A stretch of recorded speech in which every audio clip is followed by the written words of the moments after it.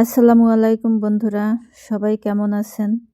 চলে আসলাম আরও একটি ভিডিও নিয়ে। আজকে রান্না করব কচুর ডগা দিয়ে ইলিশ মাছ। তো কচুর ডগাগুলোকে আমি কেটে ধুয়ে পরিষ্কার করে নিয়েছি, মাছগুলোও কেটে ধুয়ে পরিষ্কার করে নিয়েছি। এই তো কচুর ডগা আর ইলিশ মাছ। এখন আমি কচুর ডগাটাকে সিদ্ধ করে নিব। এজন্য এই যে কড়াইয়ের মধ্যে কচুর ডগা দিয়ে দিলাম। এখন চুলাটা অন করে দিব।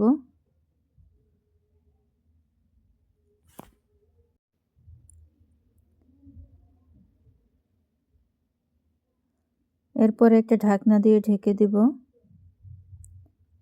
4-5 মিনিটের জন্য। আর চুলাটা হাই হিটে রাখবো।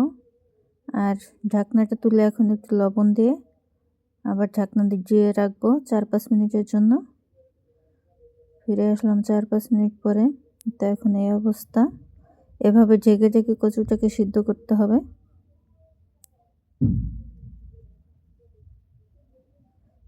এখন আবার একটু ঢাকনা দিয়ে রাখবো কচুটা সিদ্ধ করার জন্য। আমি একদমই পানি দেই নাই, কচুর থেকেই পানি বের হয়েছে, কচুর ডগা থেকে। এই তো আমার সিদ্ধ হয়ে গেছে। এখন আমি খুরচুনটা দিয়ে একটু ভেঙে ভেঙে দিব।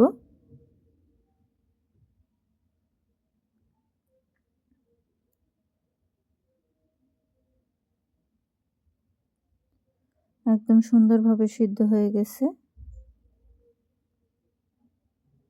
কচুর ডগা দিয়ে ইলিশ মাছ রান্না করলে অনেক মজা লাগে, এটা অনেক মজা হয়। বন্ধুরা, আপনারা একদিন রান্না করে খেয়ে দেখবেন। এখন এটাকে আমি নামিয়ে চুলায় চলে যাব। একটা কড়াইয়ের মধ্যে আমি তেল দিয়ে দেব পরিমাণ মতো। তেলটা গরম হয়ে আসলে পেঁয়াজ আর রসুন কুচি দিয়ে দেব। যেহেতু কচুর ডগা রান্না করব, এটার মধ্যে আমরা রসুন দেই, তো এই জন্য আমি পেঁয়াজ কুচি আর রসুন কুচি দিয়ে দিলাম। পেঁয়াজ রসুনটাকে বাদামি কালার করে ভেজে এর মধ্যে আমি শুকনো মশলা দিয়ে দেব। শুকনো মশলা বলতে শুধু হলুদ আর মরিচ দিব আর লবণ। এই তো পরিমাণ মতো হলুদ মরিচ আর লবণ দিয়ে আমি একটু পানি দিয়ে মশলাটাকে ভালোভাবে কষিয়ে নেব। মশলাটাকে ভালোভাবে কষিয়ে নেব।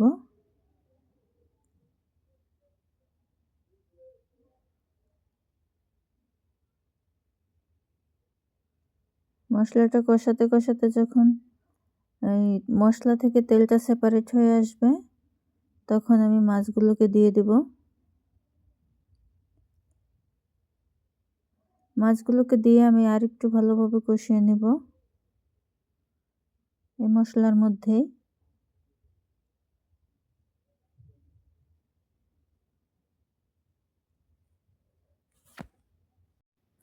এরপরে এখন অল্প একটু পানি দিয়ে দেব। একটু পানি দিয়ে আরো ভালোভাবে কষিয়ে নেব।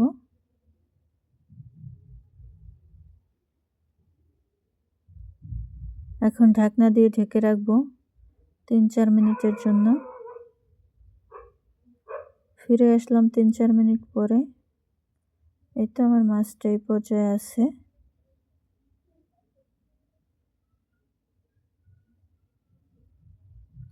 এখন আমি আগে যে কচুর ডগাটাকে সিদ্ধ করে রাখছিলাম ওইটাকে দিয়ে দিব।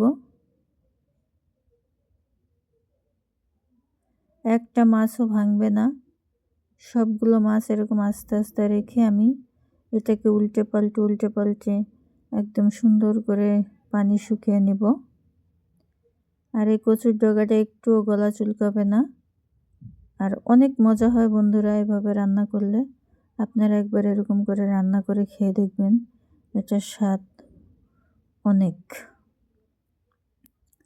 এতে এভাবে করে আমি শুকিয়ে নেব।